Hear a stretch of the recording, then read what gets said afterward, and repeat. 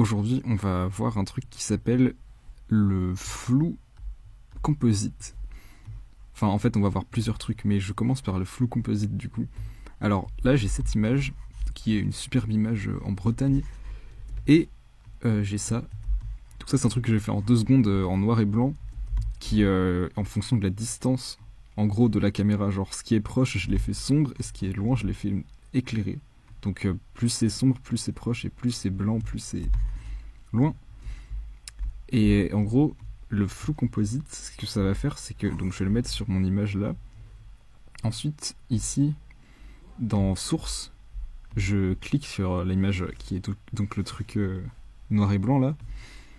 Et en fait, ça va faire un flou qui est en fonction de l'image. Genre, plus l'image source est claire, plus ça va être flou du coup, en l'occurrence. Donc là, comme vous pouvez voir, c'est genre plus flou au fond, parce que c'est en fonction de mon image référence qui est là. Donc ça c'est plutôt cool.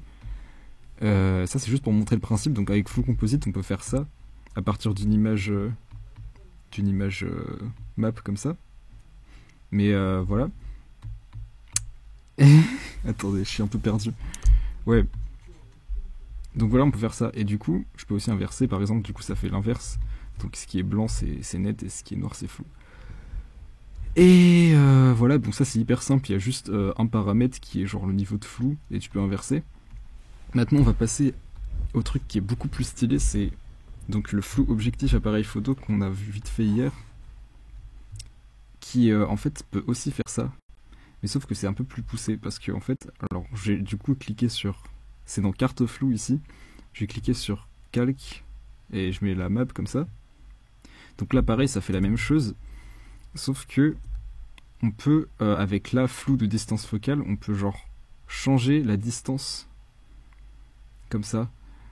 Là je sais pas si vous avez vu, mais en gros ça fait que genre si je mets c'est de 0 à 255, si je mets à 100 qui est calque la moitié, bah ça fait que là au centre c'est là où la mise au point est faite, et du coup comme ça on peut genre faire un truc progressif. Par exemple si on a envie, on peut activer les images clés là et faire ça jusqu'à la fin, et du coup c'est trop bien.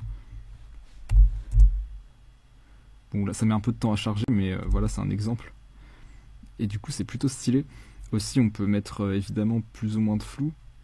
Et après le problème avec le flou d'appareil photo, c'est qu'il met du temps à se calculer, du coup ça lag pas mal quand on fait ça. Mais c'est plutôt stylé en tout cas. Là si je mets en grand, on pourra voir ce que ça fait. Oula, qu'est-ce qui se passe? Ah mais bien sûr, ça met beaucoup de temps à charger.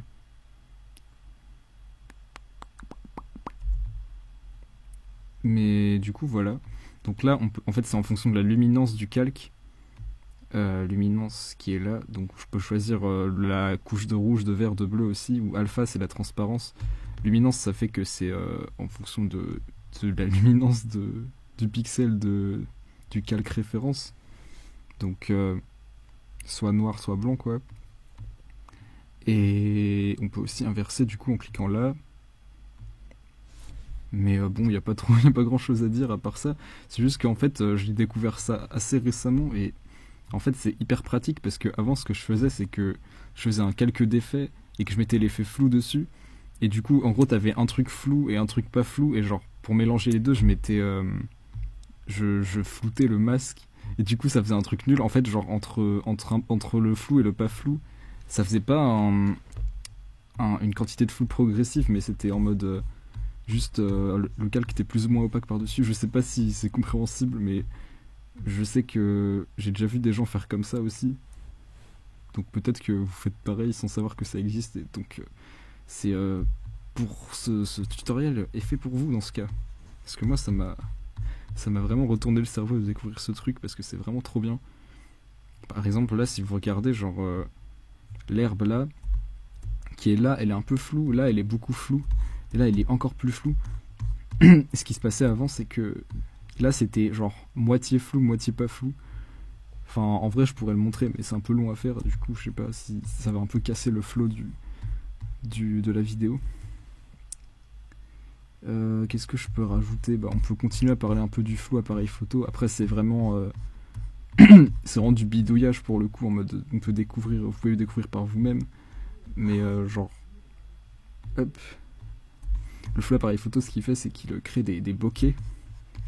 J'espère que ça se prononce comme ça, des bokeh, B-O-K-E-H, des petites formes comme ça, des petits hexagones, ou ça peut être une autre forme justement si on change ici. Donc il y a hexagone, on peut mettre des carrés, on peut mettre des triangles, c'est trop bien.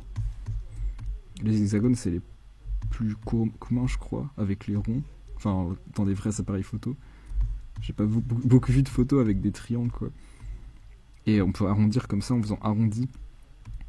Je vous conseille de faire ça d'ailleurs au lieu de faire genre décagone, parce que j'ai l'impression que plus la forme a de côté, plus ça met de temps à calculer. Genre là, si je mets, enfin voilà. Et du coup, si on fait arrondi comme ça, c'est plus, ça demande moins d'énergie pour faire le rendu, je crois.